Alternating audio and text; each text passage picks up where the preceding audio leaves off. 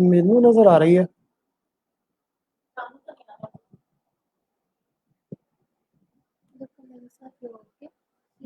Okay okay.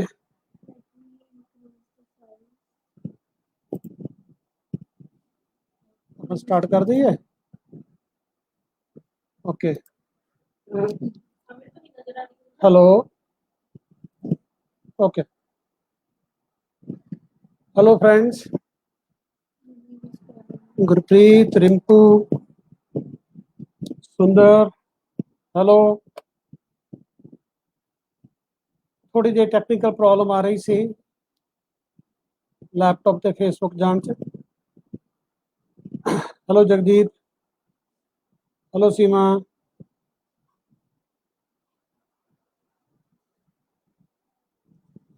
Call attend कर लो। Hello Sachin,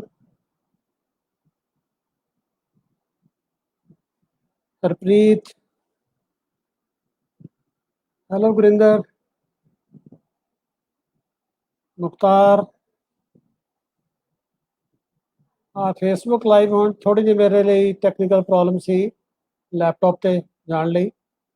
कुछ दोस्तों तो कुछ सुजैशन लैके कुछ बेटी की हैल्प के नाल लाइव होया ते गलबात शुरू करने तो पहला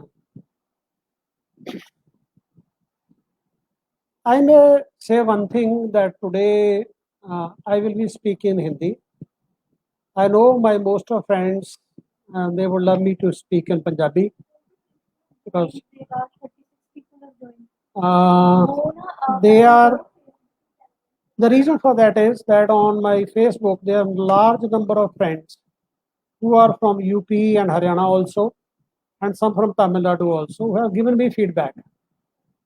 So when I will speak in Hindi, it will be beneficial for them. Although my friends from Tamil Nadu who had given me some feedback, but is happening there, they will miss out. I am my apologies to them. तो आज की इस तो मैं बड़ी देर बाद Facebook पे live हुआ हूँ, उसकी एक खास वजह है कि आज की हम किस स्थिति में पहुंचे हैं, खास करके हायर एजुकेशन इंस्टीट्यूशन में कोविड-19 के कंटेक्स्ट में क्या चल रहा है, क्या उसमें संभावनाएं हैं और किस बातों पर हम गलती कर रहे हैं और जिनसे हमें बचने की जरूरत है। और ये मुझे इसलिए करना पड़ा कि 2-3 दिन पहले मैंने फेसबुक पे एक पोस्ट डाली क्योंकि मेरे पास पंजाब के काफ़ी कॉलेजेस से, 1-2 हरियाणा से कुछ इन्फॉर्मेशन थी जो बड़ी डिस्टर्बिंग थी कि हम इस सिचुएशन में जिस तरीके से काम कर रहे हैं वो हम कोरोना को बढ़ाने वाला काम ना कर बैठे। वो पोस्ट डालते वक्त मेरे दिमाग में डॉक्टर प्रविंदर कबोज जो अबोहर से जिनकी मृत्यु हो गई, उनकी मृत्यु कोरोना से नहीं हुई, उनकी मृत्यु की वजह यह बनी कि उनको थ्रोट इन्फेक्शन था, बीपी लो था, पर कहीं भी उनको मेडिकल फैसिलिटी नहीं मिली और मेडिकल नेगलेक्ट की वजह से वो दोस्त जो हमेशा मुस्कुरा के मिलता था वो इस दुनिया से चला गया। इन्हीं दिनों में मुझे 2-3 और खबरें मिली जो मेरे को ज़्यादा डिस्टर्ब कर रही थी। कुछ कॉलेजेस में ऐसा हो रहा है कि समझ नहीं आ रही थी कि इन प्रिंसिपल्स को क्या कहा जाए। उनके साथ मेरे अच्छे संबंध भी हैं, ये ऐसी नासमझी क्यों कर रहे हैं। तो कई जगह से फीडबैक लेने के बाद मुझे ऐसा लगा कि कुछ ऐसा है कि हमारे दोस्त या तो सारे कागजों को पढ़ नहीं रहे हैं या उसको समझ नहीं रहे हैं, तो शायद इस पर बात करने की जरूरत है। तो मैं ये भी कहूँगा कि उस फेसबुक की पोस्ट के बाद मुझे कुछ फीडबैक कुछ कॉलेजेस ऐसे मिला है जिन्होंने कुछ चेंजेस किए जो मैं कह सकता हूँ कि लोगों के लिए फ्रेंडली है। जब मैं लोगों की बात करता हूँ तो खास करके विद्यार्थी और टीचर्स की बात कर रहा हूँ। हमारा प्रोफेशन टीचिंग और मेडिकल प्रोफेशन ऐसा जिसको हम नोबलेस्ट ऑफ द प्रोफेशन कहते हैं, और हमारे प्रोफेशन में जो भी लोग हैं उनको एक कंपैशन होना चाहिए हमें अपने स्टूडेंट्स के साथ, सोसाइटी के साथ, और डॉक्टरों को अपने पेशेंट और सोसाइटी के साथ। अगर इसमें हम कहीं कोताही करते हैं तो फिर हमारे टीचर होने पर एक प्रश्न चिन्ह लगता है कि हम कैसे टीचर हैं, कैसे लोग हैं, नई पीढ़ी को हम क्या शिक्षा देंगे।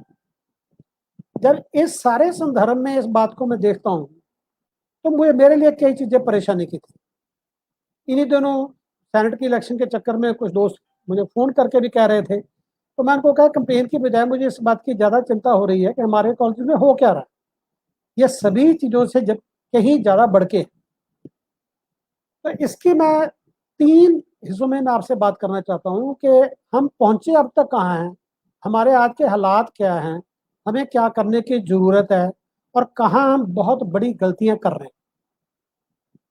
जब जनवरी में कोरोना की बात आनी शुरू हुई थी तो ज्यादातर लोग इस बात को समझ नहीं रहे थे किस तरीके की बात हो। उसका वजह यह थी कि सार्स के केस में, इबोला के केस में, वेलो के केस में कुछ इंडिया में केस आए पर ज्यादा नहीं हुए। H1N1 के केस में कुछ केसेस हुए पर उस सबको इस देश को बहुत ज्यादा चेतन होने की जरूरत नहीं पड़ी, और जो ज्यादा पॉपुलेशन है उसको उसके बारे में पता भी नहीं लगा कि H1N1 में कितनी डेथ हुई है, चाहे इबोला की वजह से कुछ डेथ हो गई है, स्वाइन फ्लू की वजह से क्या कुछ हुआ, लोगों को उसकी ज्यादा चिंता नहीं। तो जो इस बार का ये क्राइसिस ह्यूमैनिटी के लिए बना, ये 1918 के बाद बना, और इसमें बाकी मुल्कों का जो भी ग्राफ था, जो भी प्रॉब्लम आनी शुरू, हमसे कहीं पहले आनी शुरू हो गई, और हमें एक एडवांटेज था कि हम उनको देख के कुछ सीख सकते थे। यूरोप में, अमेरिका में हमसे पहले सारा ग्राफ बहुत ऊपर गया, उससे हमने कुछ सीखने की कोशिश भी की। मैं इस बात पर ज्यादा कमेंट नहीं करूंगा कि हमारी सरकारों ने इसको संभालने का कैसा काम किया। कुछ पोस्ट मैंने पहले डाली हैं, मुझे साफ नजर आता है कि हमने कुछ गलतियां की। अगर उस मामले में मैं किसी को अप्रिशिएट कर पाता हूं तो मैं हिंदुस्तान में अगर किसी स्टेट को बहुत अप्रिशिएट कर पा रहा हूं तो वो है केरल। केरल को मैं इसलिए अप्रिशिएट करता हूं कि जब 16 जनवरी को ये बात उभर के आई कि कोविड-19 पैंडेमिक है और इसमें बहुत प्रॉब्लम हो सकती है, तो 24 जनवरी को वहां की हेल्थ मिनिस्टर ने अपनी एक मीटिंग करके तैयारी करनी शुरू कर दी कि हमने इसका सामना करना, और 27 तारीख को वो अपने डिस्ट्रिक्ट की कमेटी बनाकर काम करना शुरू कर चुके थे। उस वक्त बाकी हिंदुस्तान में कुछ भी नहीं चल रहा था, सारे गवर्नमेंट ऑफ इंडिया की तरफ देख रहे थे, मिनिस्ट्री की तरफ देख रहे थे, क्या इंस्ट्रक्शन आती हैं, क्या गाइडलाइंस आती हैं, ये इंटरनेशनल पेंडेमिक है, सारी दुनिया के लिए है, इसमें हमने क्या करना है। कहीं थोड़ी बहुत सुलबराहट हुई हो, बातचीत हुई हो, जिसका अखबारों में चर्चा ना हुआ हो तो मैं नहीं कह सकता, पर यह बात तय है कि केरल ने तब से तैयारी शुरू की। और उस वक्त केरल और पंजाब मेट्रोज के अलावा जहां पर ज्यादा फॉरेन ट्रैवल है, इन दो की मुझे पर्सनली ज्यादा चिंता महसूस हो रही थी, क्योंकि शुरू में अगर आप गाइडलाइन याद करो तो सबसे एक बड़ी बात देखी जाती थी कि आपकी इंटरनेशनल ट्रैवल हिस्ट्री तो नहीं है। पंजाब के बहुत लोग बाहर रहते हैं, चंडीगढ़ को उसी में हम इंक्लूड करते हैं, और केरल के लोग भी बाहर रहते हैं, तो ज्यादा यह था कि यहाँ पर और मेट्रोज में हमारे लिए बड़ा क्राइसिस आने वाला है। कुछ इंटरनेशनल एक्सपर्ट्स उसकी बात भी कर रहे थे, पर पंजाब में स्थिति कुछ इस तरीके से संभल गई, इसके बावजूद के सरकार की तरफ से कुछ गलतियां हुई कि पंजाब में जो फॉरनर से हमारे एनआरआई लोग आए थे वो ज्यादातर दिसंबर में आते हैं, और फरवरी तक वो ज्यादातर लोग वापस जा चुके थे। हमें वो मुश्किल नहीं आई, वो मुश्किल केरल को आई, पर केरल सबसे पहले सबसे ज्यादा डेथ लेने के बावजूद वो अब इंडिया की टॉप स्टेट में उसका नाम नहीं आता, और आज की डेट में भी 80 से 90% जो उनके केसेस हैं वो जो गर्ल से वापस आए हैं उनकी वजह से। तो इसका जो शुरू का दौर है उसमें क्या हुआ, मजदूरों के साथ क्या हुआ, काम कैसे बंद हुआ, 4 घंटे में हमने कर्फ्यू कैसे अनाउंस किया, उसकी क्या इम्प्लीकेशन निकली, कहाँ क्या नुकसान हुआ, वो सब में डिस्कशन का इस वक्त कोई मुद्दा बनता नहीं है, वो पास्ट है। पर एक बात तय हुई कि हर स्टेट में अलग अलग तरीके की अफसर होनी शुरू हुई, और बहुत देर हमें यह सोचना पड़ेगा कि जान है तो जहान है की बात छोड़ के हमें सोचना पड़ेगा कि लाइवलीहुड का भी हमें सोचना पड़ेगा, और जल्दी से हम अनलॉकिंग की तरफ गए। अनलॉकिंग में अलग अलग तरीके से काम हुआ। अगर मैं यूनिवर्सिटी और कॉलेज के कंटेक्स्ट में इस बात को देखता हूँ, क्योंकि स्कूलों ने तो इस बात को काफी हद तक अच्छे तरीके से मैनेज किया। प्रॉब्लम मुझे यूनिवर्सिटी और कॉलेज के कंटेक्स्ट में ज्यादा नजर आती है, उसके बहुत से पहलू समझ भी आते भी क्यों हो रहा है, उसको मैं कुछ गवर्नमेंट को, कुछ यूनिवर्सिटी को लिख भी रहा हूँ कि आपको इन बातों का ख्याल करने की जरूरत है। यहाँ पर प्रॉब्लम क्या हुई कि जब 15 मार्च के बाद ये 20-21 मार्च को कॉलेज बंद हुए हैं, उस वक्त हमारा कॉलेज में टीचिंग तकरीबन खत्म हो गई थी, कर्फ्यू लग गया। उसके बाद सिर्फ एग्जाम होने थे, अप्रैल के टाइम में होने थे, प्रैक्टिकल नहीं हुए, उसकी वजह से रिजल्ट नहीं आया। उसके बाद 1 महीने की छुट्टियां अनाउंस हो गई, उसके बाद छुट्टियां खत्म हो गई पर कॉलेज में काम नहीं था, कोई रिजल्ट नहीं आया था, सीबीएसई का रिजल्ट नहीं था, इसलिए कॉलेज में कोई काम नहीं था। तो 16 जून से ही कॉलेजेस इसको कैसे मैनेज करने की कोशिश कर रहे हैं, इसकी कुछ मुश्किलें सामने आनी शुरू हो गई। उस वक्त कुछ ज्यादा काम नहीं था, पर +2 के रिजल्ट आने के बाद और ये बात तय होने के बाद कि जो हमारी इंटरमीडिएट क्लासेस हैं, जैसे 3rd सेमेस्टर से 5th सेमेस्टर में जाने के लिए, या जो दूसरे कहीं हमारा क्लास प्रमोट होनी है, उसका फैसला करने के बाद ये तय हो गया कि अब हम क्लासेस को प्रमोट करेंगे। अब फाइनल सेमेस्टर का रिजल्ट होना है कि एग्जाम होना है कि नहीं होना, ये तो अभी सुप्रीम कोर्ट में पड़ा है। उसमें मैं यूजीसी के फैसले से सहमत नहीं हूँ कि अगर आप बाकी डिग्रियां दे रहे हैं, बाकी में फैसला कर रहे हैं, अगर 5 सेमेस्टर बच्चा पेपर दे चुका है तो 6 सेमेस्टर का रिजल्ट भी दे दो, ऑप्शन दे दो कि जो उसके बाद भी एग्जाम देना चाहते हैं तो कर सकते हैं। पर वो बातें हम सुप्रीम कोर्ट में, उसमें भी हम कुछ नहीं कर सकते। कॉलेज या वाइस चांसलर को इसमें कुछ करने की जरूरत नहीं है, हमें उसके बाद की देखने की जरूरत है। इसमें बहुत ज्यादा ये चली कि हम जो एंट्रेंस एग्जाम करेंगे, चाहे वो जेई का हो, चाहे वो यूनिवर्सिटी के हो या बीएड का हो। अभी 2 दिन पहले बीएड का यूपी में एग्जाम हुआ, पंजाब ने फैसला कर लिया कि हम बीएड का एंट्रेंस एग्जाम नहीं करेंगे। वो सबकी आपने फोटो देखी होगी। जो हमें करने की जरूरत है सब कुछ उसके उल्ट हो रहा है। उल्ट इसलिए हो रहा है कि सारी यूनिवर्सिटीज को इस बात की चिंता है कि अगर वो एंट्रेंस का पैसा नहीं कमाएंगे तो उनका बजट का क्या बनेगा। किसी सरकार ने, ना स्टेट गवर्नमेंट ने ना सेंट्रल गवर्नमेंट ने ये एश्योरेंस दी कि हमें इस वक्त जान बचानी है, इसमें अगर सरकार को कुछ और पैसा भी देना पड़ा, कुछ बजट डेफिसिट ज्यादा बढ़ भी गया तो सरकारें इसको तय करेंगी। मुझे नहीं लगता कि किसी भी वाइस चांसलर ने शायद कहीं ये बात रेज भी की। इस बात की उन्हें जरूर चिंता है कि हमारे बजट का 40 से 45% तक की जो इनकम है यूनिवर्सिटीज की, वो एग्जाम और उससे आती है, और अगर वो नहीं आया तो हम यूनिवर्सिटी कैसे चलाएं। इसके अलावा अगर सरकार में कहीं अंदर अंदरूनी बातें हुई तो पता नहीं, पर किसी खबर में मैंने न्यूज नहीं पढ़ी कि गवर्नमेंट उनको ये कह रही है कि हम इसका बोझ उठाएंगे, तो वाइस चांसलर कह रहे हैं कि हम इसका क्या करें। इसकी वजह से हमें देखने को क्या मिला कि गुरु नानक देव यूनिवर्सिटी बहुत जल्दी में थी कि हमने तो एग्जाम करने हैं, किसी तरीके से कहा कि हमने वो एग्जाम करे, और वो विजित थे कि हमने एग्जाम जरूर करने हैं। उसकी वजह ये थी, वो चाहते थे एक बार एग्जाम हो जाए तो हम फीस के हकदार बन के, हमें कोई ये नहीं कहेगा कि फीस वापस नहीं करनी। जब फीस की बात आती है तो आपके सामने ये पोजीशन है कि राइटली रॉन्गली स्कूलों के केस भी कोर्ट में पड़े हैं, स्कूलों में प्रोटेस्ट भी हो रही है। उसमें कहीं ये बात बिल्कुल मुझे सच लगती है कि लोगों की इनकम नीचे गई है, कुछ लोगों के काम धंधा तो बिल्कुल बंद हो गया, शायद वो फीस देने की पोजीशन में नहीं है, पर बच्चों का बुनियादी हक है, उनको एजुकेशन मिलनी चाहिए। उसमें सरकार भी कुछ नहीं कर रही, ये नहीं कह रही कि आपके इस क्राइसिस पीरियड में जो जरूरी खर्चा है उसमें हम इतनी मदद कर देंगे, ये भी किसी सरकार ने नहीं कहा। खास करके अनएडेड स्कूलों के केस में नहीं कहा। अनएडेड स्कूलों में क्या ऐसे भी हैं जो पब्लिक स्कूल हैं, अच्छा पैसा कमा के बैठे हैं, उनको तनख्वाह देनी चाहिए, वो नहीं दे रहे, ये मुश्किल है। पर एट द सेम टाइम मैं ये कहता हूँ कि सैकड़ों स्कूल ऐसे हैं जो सिर्फ फीस के आधार पर टीचर्स को सैलरी दे पा रहे हैं। मेरे पास सामने ऐसे भी स्कूल टीचर्स के केस हैं जहाँ हस्बैंड वाइफ दोनों स्कूल टीचर हैं, उनको 4-4 महीने से तनख्वाह नहीं मिली। अखबारों में ये देखने मिलता है कि कुछ स्कूल ने कहा कि आप बच्चों के घर से जाके फीस इकट्ठी करके ले आओ, जो कि किसी तरीके से उनका काम नहीं है। उनके फोटो छपती है कि आप लोगों को तब तनख्वाह मिलेगी अगर आप ये पैसे इकट्ठे कर लोगे। को स्कूल टीचर की एक और तरीके की प्रॉब्लम है जिसको सरकार किसी ने अटेंड नहीं किया।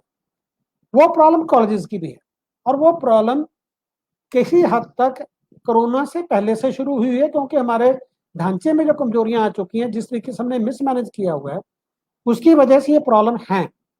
तो मैं ये देख रहा था कि क्या गवर्नमेंट ऑफ इंडिया जब 20 लाख करोड़ का पैकेज देती है और उसमें कुछ और पैकेजेस देने की बात करती है, एजुकेशन जो बड़ा सेक्टर है जिसमें सबसे ज्यादा, अगर मैं कहूँ कंस्ट्रक्शन के बाद शायद सबसे ज्यादा एम्प्लॉयमेंट है, वो स्कूल और कॉलेज एजुकेशन में है, उसके लिए कोई रिलीफ देते हैं तो वो कहीं उसका नाम नहीं है। मैं उसको पूरी तरह से सरकार को इल्जाम नहीं देता। जो शिक्षा शास्त्री हैं, जो यूजीसी वाले हैं, यूनिवर्सिटी के वाइस चांसलर हैं, जो स्कूल एजुकेशन बोर्ड है, किसी ने भी शायद इस पर ध्यान नहीं दिया कि यहाँ पर मैन्युफैक्चरिंग तो नहीं हो रही, यहाँ पर कुछ इस तरीके की प्रोडक्शन नहीं हो रही, पर यह सर्विस सेक्टर का एक बड़ा कंपोनेंट है जिसका चलते रहना जरूरी है। और इसमें क्राइसिस और भी बढ़ेगा क्योंकि बच्चों के लिए प्रॉब्लम है।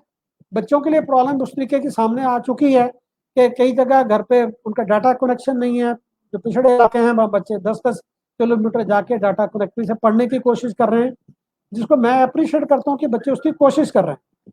पर यह बात भी साथ में तय है कि ऑनलाइन टीचिंग में बहुत मुश्किलें आ रही हैं, स्क्रीन टाइम की वजह से, टीचर के घर की फैसिलिटी की वजह से, कि घर के माहौल से कैसे कर पाएं, डाटा कहाँ से लें।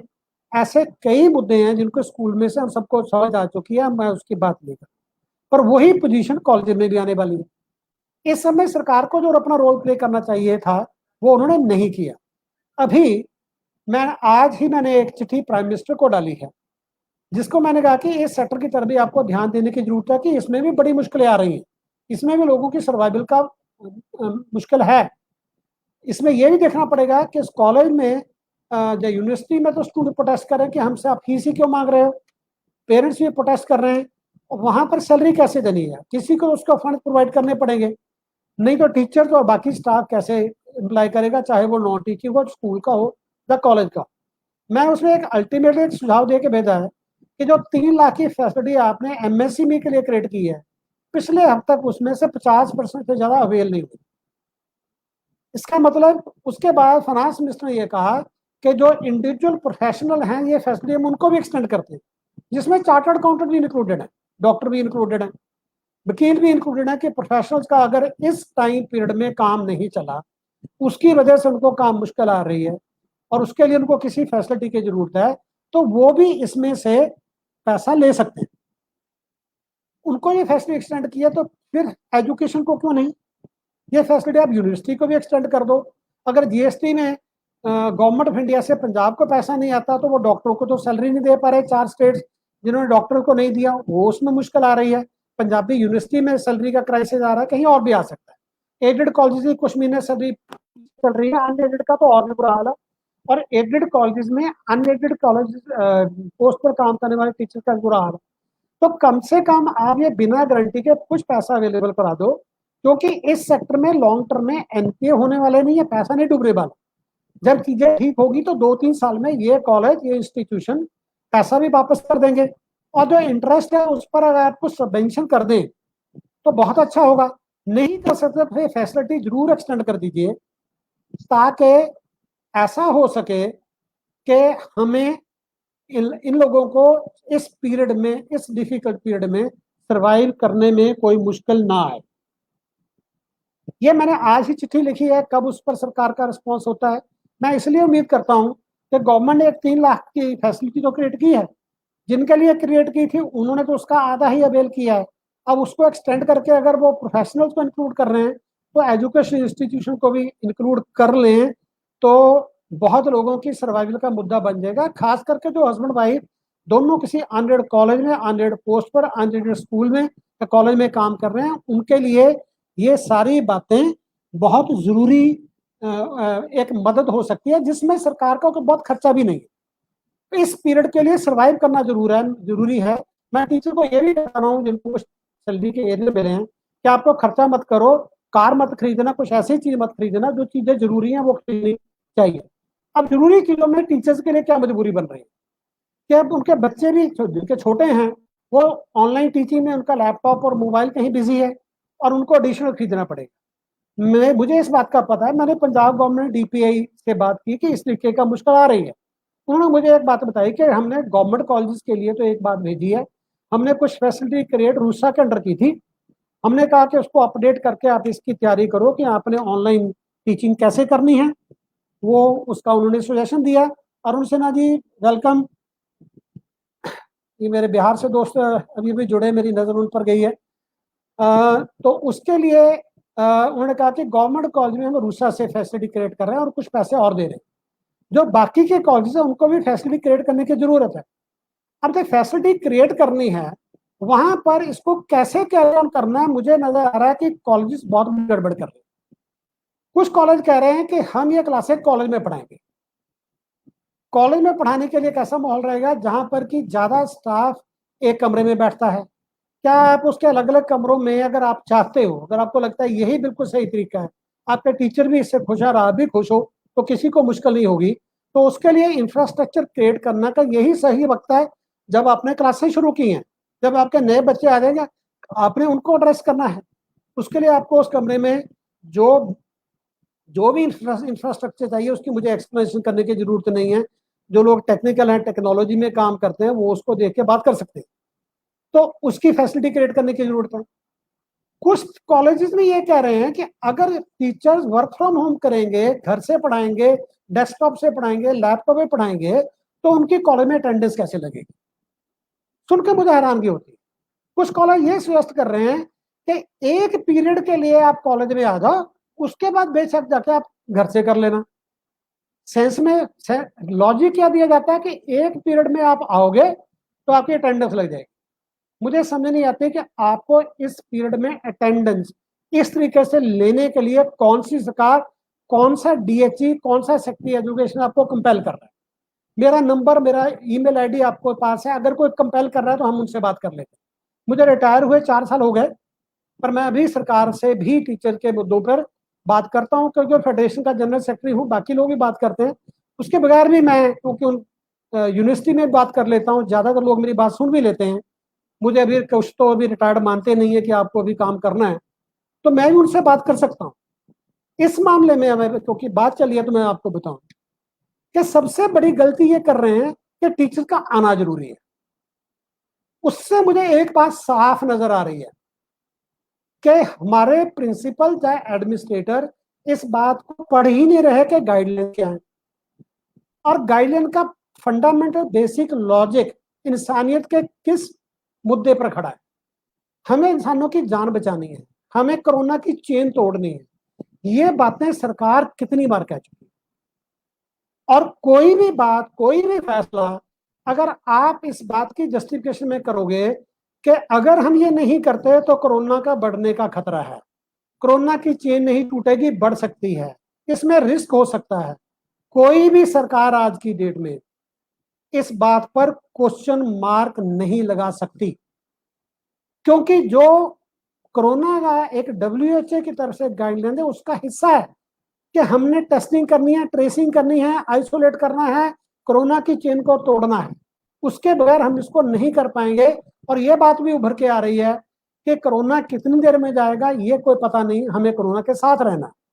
कोरोना के साथ रहते रहते हमें काम कैसे करने हैं? सरकारों ने अपने करने हैं, हमने अपने काम करने।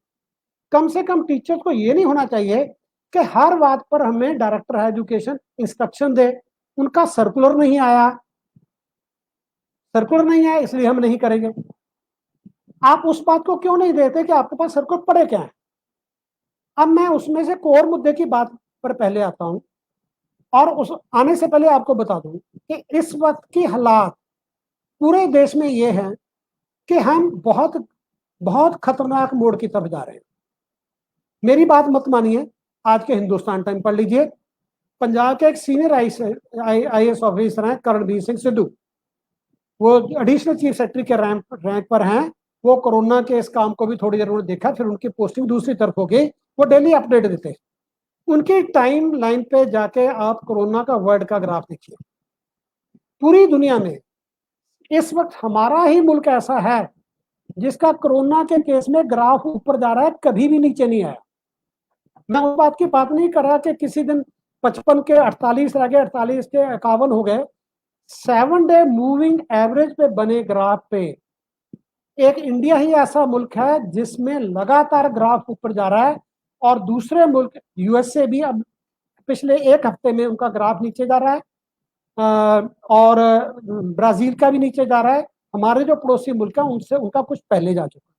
इसका मतलब अगर हम उसको देखें तो इस वक्त ट्रेंड हाईएस्ट इंडिया में है। और इंडिया में ये बात कही जा रही है कि बहुत जगह अभी कोरोना का पूरा जो क्रोप है वो देखने को मिलेगा। बहुत सी स्टेट का डाटा नहीं है, खास करके जो जिनको बीमारू स्टेट कह देते हैं, बिहार, मध्य प्रदेश, यूपी, और इसमें यहाँ पर हेल्थ फैसिलिटी बिल्कुल नहीं है। जहाँ पर बहुत ही कह लो कि हेल्थ भी और एजुकेशन दोनों का बुरा हाल है। वहां पर किस तरीके की रिपोर्टिंग हो रही है, वो यूएसए के जॉन हॉपकिंस यूनिवर्सिटी भी कह रही है कि इंडिया में कई जगह से रिपोर्टिंग ठीक नहीं है। उसकी असलियत हमें नहीं पता, जो हमारे इर्द गिर्द है क्या उसकी असलियत हमें पता है? अगर मैं पंजाब और चंडीगढ़ के हिसाब से बात करूं तो चंडीगढ़ के ट्राई सिटी में 200 केस है। कल से बहुत आंकड़ा बढ़ा है। चंडीगढ़ में 63 से 89 पे हुए। अगर इंडिविजुअली एक दिन की ग्रोथ देखें तो चंडीगढ़ अब पूरे हिंदुस्तान में नंबर 1 में आ गया। लुधियाना बड़ी तेजी से केस बढ़े, पंजाब में बड़ी तेजी से केस बढ़े, हिमाचल में बढ़ रहे हैं, JNK में बढ़ रहे हैं, हरियाणा में तो पहले ही बढ़ रहे हैं। उस सिचुएशन में जब केस बढ़ रहे हैं, क्या हमें ज्यादा प्रिकॉशन की जरूरत है या कम प्रिकॉशन की जरूरत है? हमें लोगों में देखने में ये नजर आ रहा है कि जब तो कर्फ्यू था तब तो सोचते कि बाहर निकले पे कहीं गोली ना चल जाए, तो डर के बैठे थे क्योंकि कर्फ्यू था। पता नहीं उसमें कर्फ्यू चाहिए था कि नहीं चाहिए था, पर उस वक्त लोग डरे बैठे थे, पैदल जाते थे, गाड़ियां चलानी अलाउड नहीं थी। बाद में सरकार की मजबूरी बनी कि टैक्स के बगैर सरकार भी नहीं चल पा रही, इकोनॉमी में कंट्रैक्शन आ रही है, तो उन्होंने रिस्क लेना शुरू किया। उस बीमारी के केस में रिस्क लेना शुरू किया जिसके बारे में किसी को ज्यादा पता नहीं। उसमें अनलॉकिंग के प्रोसेस शुरू हुए, अनलॉकिंग प्रोसेस में कुछ मुश्किलें भी आई, कुछ अलग तरीके से करना भी पड़ रहा है। मान लो कि इस वक्त मुल्क की ये मजबूरी बनी हुई है कि हमें अनलॉकिंग भी करनी है, हमें काम भी चलाना है और हमें संभलना है। संभलने के केस में हमारा एक कह लो कि हिस्सा ऐसा है जिसमें सरकार के पास भी कुछ स्कोप है और हमें उस बात को हम लेके चल सकते हैं। अब जो आदमी ये कहे, जो प्रिंसिपल ये कहे, या कॉलेज का कोई एडमिनिस्ट्रेटर कहे कि मैं DPA की चिट्ठी नहीं इसलिए नहीं करेंगे, हम गवर्नमेंट ऑफ इंडिया की चिट्ठी को मानते नहीं, उनकी वेबसाइट पर पढ़ी है, टीवी पर अनाउंस हो गई है, उसका हमारे से कोई लेना देना नहीं है, ये क्या ढंग हुआ? आपको इस बात की समझ होनी चाहिए कि कोरोना की management national disaster management act के अंडर हो रही है, किसी स्टेट एक्ट के अंडर नहीं हो रही। जब नेशनल डिजास्टर मैनेजमेंट एक्ट का पहला ही लफ्ज नेशनल है तो इसका मतलब उसके अंडर जो भी इंस्ट्रक्शन, जो भी एडवाइजरी आ रही है वो इस देश का कानून है और वो पूरे देश पर लागू है। वो आप पर ही लागू नहीं है, वो आपके स्टेट के chief minister, health secretary, deputy commissioner पर भी लागू है। कोई भी उसको तोड़ नहीं सकता। जब सरकार नहीं तोड़ सकती तो आप तोड़ने की बात क्यों कर रहे हैं? आप उसको क्यों नहीं समझते कि ये जो गाइडलाइन है ये हमें माननी है? आपको मैं 2 एग्जांपल देता हूं जो आपने ध्यान से सुनी होगी क्योंकि फिर टीवी पर डिस्कशन हुई।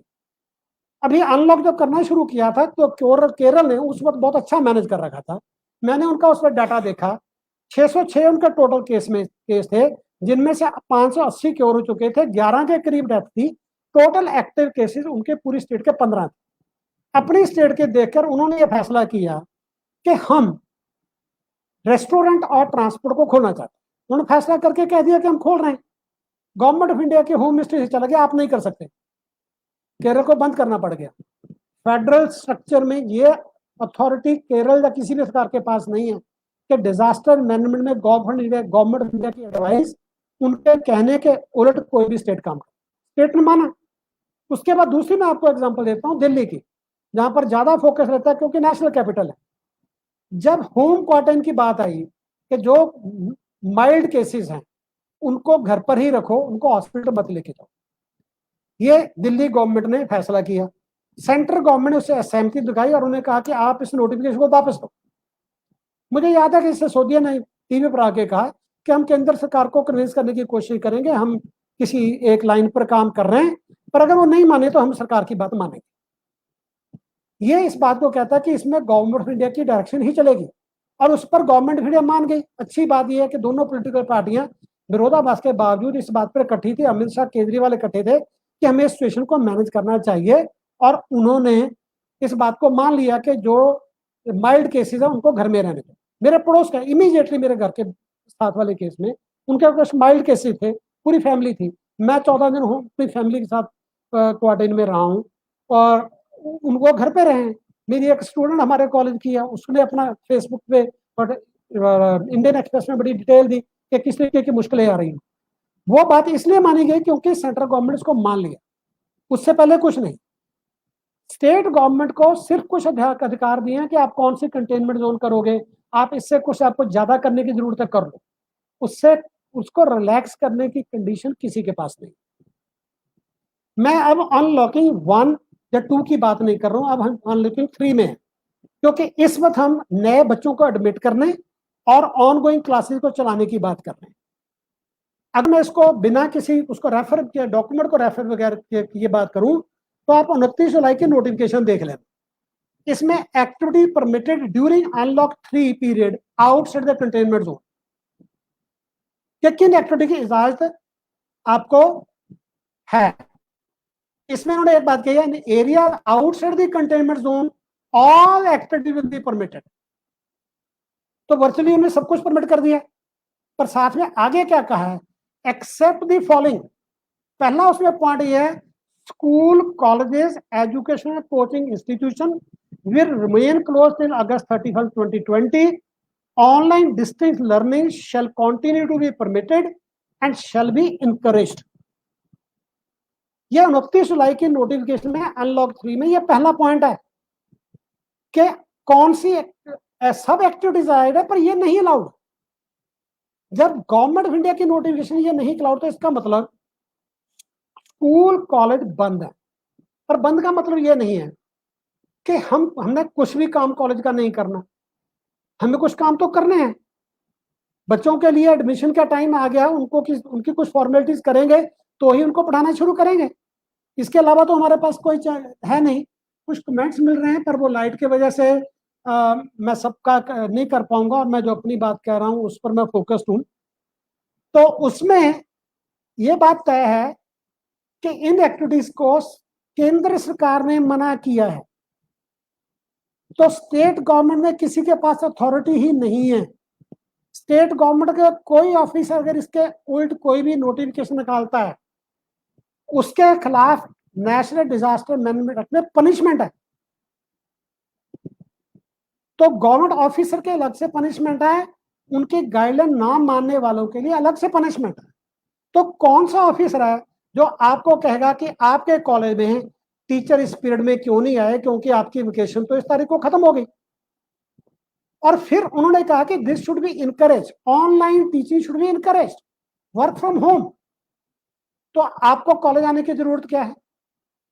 आप किसी भी टीचर को, किसी भी एम्प्लॉय को काम देके ये कह सकते हो घर से ये काम करो। आपका वो काम होना चाहिए, काम नहीं रुकना चाहिए। जिंदगी है तो काम तो चलेगा।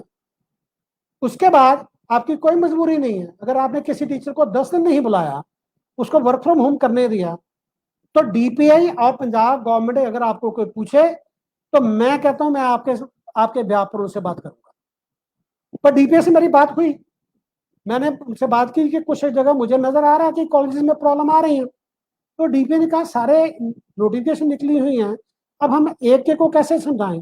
कुछ कॉलेज हमें कंप्लेंट आई, मैंने उसका किया। अब मैं जलंधर के उस कॉलेज का नाम नहीं लेना चाहूंगा, वहां पर डिस्ट्रिक्ट मैजिस्ट्रेट ने इंटरवीन किया, उसके बाद हुआ। पर मुझे परेशानी इसलिए हुई जिसकी वजह मैंने सोचा कि मैं फेसबुक लाइव जाऊं कि प्रविंदर कंबोज की बात नहीं है। एक कॉलेज में मुझे उस टीचर का नाम भी पता है, कॉलेज का नाम भी पता, मैं नाम ले रहा हूँ। टीचर कोविड पॉजिटिव हुआ और वहां पर ऑफलाइन एडमिशन चल रहा है। और कॉलेज ने सिर्फ एक काम किया कि इस बात को किसी को बताओ मत। जिस प्रिंसिपल ने ये काम किया, मेरे उनसे अच्छे संबंध है, गलत कर रहे हैं, पर मैंने फोन नहीं किया। मैंने किसी के रास्ते कहा कि ये बात ऐसी नहीं करनी चाहिए, इसको छुपाने की बात नहीं है। उनको इस बात की सोचने की जरूरत है कि जब उस टीचर को हुआ, उसके सिम्टम आने से पहले कौन लोग 14 दिन पहले उनसे कांटेक्ट में थे, कौन से बच्चे मिलके गए, उनमें से किसी को मुश्किल ना आए। इसका स्टिग्मेटाइज करने की जरूरत नहीं है, इसमें स्टिग्मा नहीं बनता, इसमें संभालने की जरूरत है। मैंने बड़े आराम से कहा कि मेरे पड़ोस में घर में आया, मैंने तो सभी से शेयर किया कि मैं होम क्वारंटाइन हूँ, तो इस पीरियड में मैं ये कुछ काम नहीं कर सकता। नहीं कर सकता तो नहीं कर सकता, कुछ बातों का समझने की जरूरत तो है। 2 कॉलेज ऐसे हैं और हैं जिनमें पिछले 3 दिन में पॉजिटिव टीचर मिले हैं, टीचर पॉजिटिव पाए गए हैं, और ऑफलाइन एडमिशन हो रहा है, जबकि होना ऑनलाइन चाहिए। जब ऑनलाइन एडमिशन की बात आती है, उसमें कुछ चीजें समझ के आती है, कुछ कॉलेज की तैयारी नहीं है, छोटे कॉलेज है। पर मैं इस बात को मानने को तैयार नहीं हूं कि उन छोटे कॉलेजेस को के पास भी इसका तरीका नहीं है। उनके पास ईमेल तो है, एक ईमेल आईडी क्रिएट करके बच्चा फॉर्म डाउनलोड करके भर के जो एलिजिबिलिटी का सर्टिफिकेट है वो भर दे, साथ में लगा दे, और एक अंडरटेकिंग दे दे कि इसमें जो अगर कोई गलती है तो मेरी जिम्मेदारी है।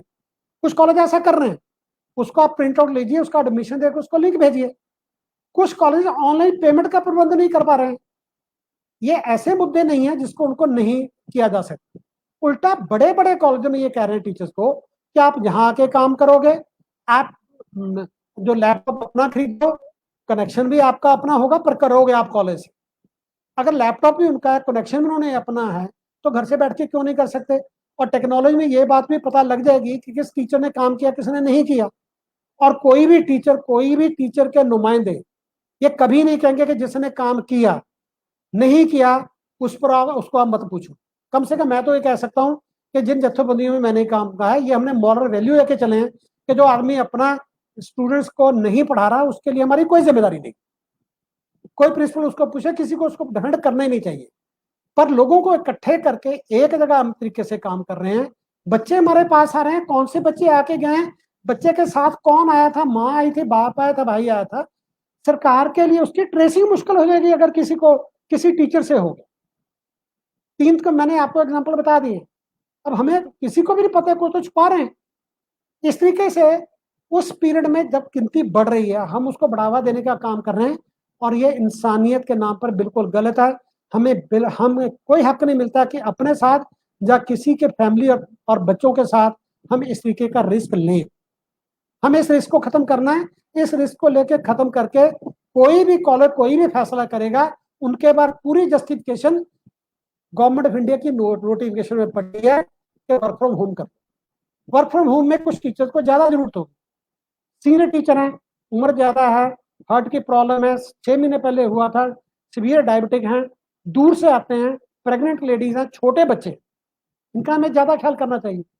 मेरी एक सीधे अपील है कि जो टीचर यंग हैं, 30-40 की उम्र में हैं और कॉलेज के नजदीक रहते हैं, उनको ये सारा काम संभाल लेना चाहिए।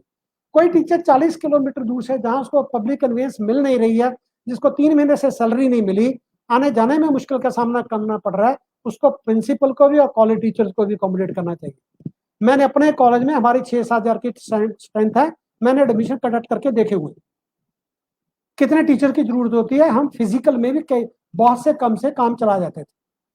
अब कहीं कहीं सरकारों की तरफ से गलती है। चंडीगढ़ एडमिनिस्ट्रेशन की बात करते, चंडीगढ़ एडमिनिस्ट्रेशन है, सेंट्रल एडमिशन है, सेंट्रल एडमिशन अप्लाई तो हो गया, चलो उसमें आपने डाउनलोड करके उसकी चेकिंग के लिए कॉलेज को भेज दिया, कॉलेज से कुछ चेक कर, कॉलेज ने टीचर को बुला के उसकी फिजिकल चेकिंग करके भी भेज दी। पर चंडीगढ़ एडमिनिस्ट्रेशन का सेंटर जहां एडमिशन है, वहां सर्टिफिकेट की फिजिकल वेरिफिकेशन के लिए मनाही करने की जरूरत है। ये शाम को मेरे दिमाग में ये बात आई है, मैं चंडीगढ़ एडमिनिस्ट्रेशन के नोटिस में ये लेके आऊंगा। चंडीगढ़ के जो टीचर है वो खुद भी कह सकते हैं, अगर कोई प्रिंसिपल जुड़ा है तो वो भी लिख के दे सकते हैं कि जो सर्टिफिकेट अपलोड हुए हैं उसको हमने देख लिया है, सेल्फ डेक्लेरेशन उसका एडमिशन कर दो। और किसी भी स्टूडेंट की अगर एलिजिबिलिटी नहीं बनती है, उसको बाद में कैंसिल किया जा सकता है। हमारे पर ज्यादातर कोर्स ऐसे हैं कि अगर कहीं इक्का दुक्का सीट की गलती हो भी गई तो बाई चांस को अथॉरिटी उसकी सीट कैंसिल करके किसी का नुकसान किए बगैर चल सकता है। इस पीरियड में हमें कॉलेजों में ना, हमें भीड़ इकट्ठी करने की बिल्कुल जरूरत नहीं है, इससे बचने की जरूरत है। और अगर आप नहीं कर रहे हैं तो आप जुलाई 29 की गवर्नमेंट ऑफ इंडिया की नोटिफिकेशन का उल्लंघन कर रहे हो। और उसमें नेशनल डिजास्टर मैनेजमेंट एक्ट में सेक्शंस हैं जिस पर इसकी पनिशमेंट है, और पनिशमेंट के साथ साथ आईपीसी के सेक्शन 188 भी इन्वोक की जा सकती है, जिसमें 1 महीने से लेकर 6 महीने तक की कैद भी है। नेशनल डिजास्टर मैनेजमेंट एक्ट के अंडर भी है, उसमें भी यह है। पर सरकारें इसको ज्यादा करेंगी नहीं, करना नहीं चाहेंगी, खास करके टीचर, कॉलेज के प्रिंसिपल, प्रोफेसर से नहीं करनी चाहेंगी। बेशक हमारे प्रोफेशन में कई कमियां आ गई हैं, उसके बावजूद लोग हमारी इज्जत करते हैं। वो नहीं चाहेंगे कि हम किसी प्रिंसिपल को वार्निंग भेजें या उसको कहेंगे आपको हमने बुक कर दिया, अब आप इसका फैसला तो फेस करोगे। वो नहीं चाहेंगे। इसका मतलब ये नहीं है कि हम गैर जिम्मेदाराना तरीके से काम करते रहें। आपके इर्द गिर्द ऐसी बहुत सारी सिचुएशंस हैं जिसमें गवर्नमेंट ने ये एक्शन लिए हैं। पंजाब गवर्नमेंट ने 15 करोड़ रुपए मास्क ना लगाने के चलान से इकट्ठा किया है, कई दुकानें भी बंद की हैं। और अभी चंडीगढ़ से एक जो कोई आदमी आया था हरिद्वार से, बीवी के साथ उसको दिखाने के लिए आया था, बीवी पॉजिटिव निकली, वो खुद भी पॉजिटिव था, बीवी बाद में नेगेटिव हो गई। उसको पता लगा उसका बच्चा रुड़की में एडमिटेड है, 8 साल का बच्चा। उसको उसकी इतनी चिंता हुई कि वो आइसोलेशन सेंटर से भाग गया। चंडीगढ़ पुलिस उसके पीछे जाके उसको गिरफ्तार करके उसकी जमानत करके उसको छोड़ के आई है। अब उसको उसका हरजाना उस तरीके का भुगतना पड़ेगा। जबकि हमारी सिम्पति आती है कि बाप अपने बच्चे के लिए तड़के ये सारा कुछ जो गलत करके चला गया। पर हमारी तो ऐसी कोई मजबूरी नहीं है। हम इसको फॉलो क्यों नहीं कर रहे हैं। फिर दूसरी बात कि जो इसमें एनेक्चर की इंस्ट्रक्शन दे रखी हैं उसमें सोशल डिस्टेंसिंग में पहली गाइडलाइन है, as far as possible the practice from work from home should be followed. ये इंस्ट्रक्शन दे रखी है एनेक्चर 1 में, शुरू से इंस्ट्रक्शन है कि वर्क फ्रॉम होम को इनकरेज करो।